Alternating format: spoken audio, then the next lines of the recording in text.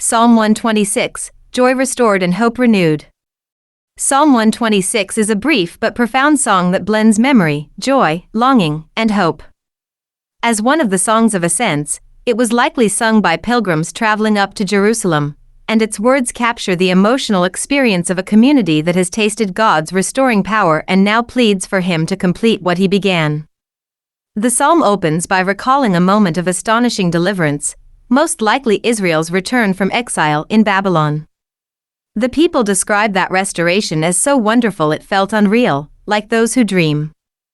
After generations of displacement and sorrow, the sudden ability to come home seemed almost too good to be true. Their joy burst forth in laughter and songs of praise, and the surrounding nations themselves took notice. Even those who did not share Israel's faith could see God's hand at work and exclaimed, "The Lord has done great things for them." The community then echoes these words, affirming that God truly has done great things and that their hearts are filled with gladness. Yet the psalm quickly shifts from celebration to petition. Despite the joy of returning, not everything had been restored. The land was still recovering, and its people remained scattered. The full healing of the nation had not yet come. In that tension between past grace and present need, they cried out, "Bring back our captivity, O Lord," as the streams in the south. This image of the southern desert, the Negev, is striking. For most of the year it is barren and dry, but sudden winter rains transform it into a landscape filled with rushing streams and unexpected life.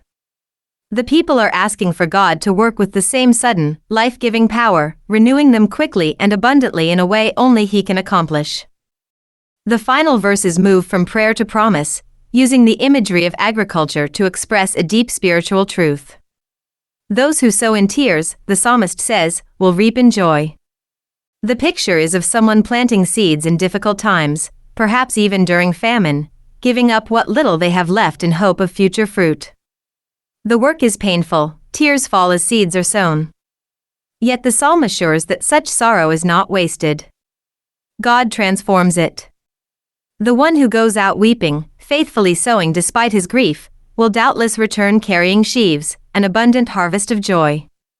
This is not a vague wish but a confident declaration rooted in God's known character. He is the one who turns exile into homecoming, despair into laughter, and tears into songs of praise. Overall, Psalm 126 teaches that God's past works are the foundation for present hope. Remembering His previous deliverance strengthens faith in the midst of ongoing struggle. The community has experienced joy, but it is not yet complete. They live between restoration and fulfillment. In this in-between space, they cling to the pattern they have already witnessed. God brings life out of barrenness, renewal out of desolation, and joy out of sorrow. For believers today, the psalm offers assurance that current grief does not have the final word and that God remains faithful to complete what He has begun, bringing harvest from every faithful seed sown in tears. Psalm 126, a song of ascents. When the Lord brought back the captivity of Zion, we were like those who dream. Then our mouth was filled with laughter, and our tongue with singing.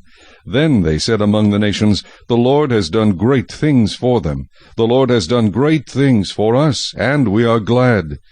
Bring back our captivity, O Lord, as the streams in the south. Those who sow in tears shall reap in joy.